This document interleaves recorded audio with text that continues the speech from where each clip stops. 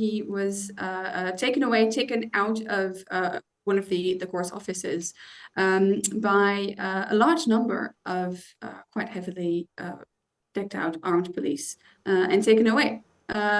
His solicitor is said to have taken a beating as well. So those were quite dramatic scenes this morning. He was due to appear at the High Court of Islamabad. This is one of the many cases that are currently being played out against him. He has cases against him running for fraud, for terrorism cases, and he wanted to appear at this one, and he was taken out of one of the court's offices by a large number of quite heavily decked out armed police and taken away. His solicitor is said to have taken a beating as well.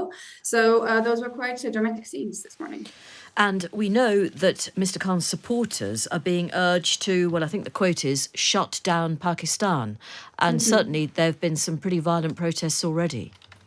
Yes, there have been. So Mr. Khan was ousted in April last year, but he still has a large popularity in the country, mostly young, urban elite.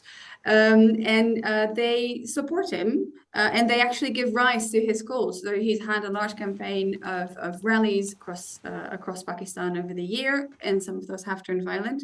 So today, in those hours after news of his protest or of his arrest has come out, there's been unrest in Karachi, and some of the supporters have tried to overrun the garrison city of Rawalpindi. So troops are on alert there. And in Islamabad itself, Section 144 of the Pakistan rule of law was in place, which actually forbids public rallies or public getting together in the street. And is he going to make another court appearance? And indeed, do you know where he's being held? I'm not sure that we know that at the moment. What's interesting is that he seems to have been prepared to be arrested. This is also what he said several hours before he was due to appear in court. He's had a rollout of public messaging since during the day. So, of course, like you said, his party members have been coming out, but he's also had a pre-taped statement coming out where he says he's not afraid and he's mentally prepared. But we're not quite sure of when we'll see him next.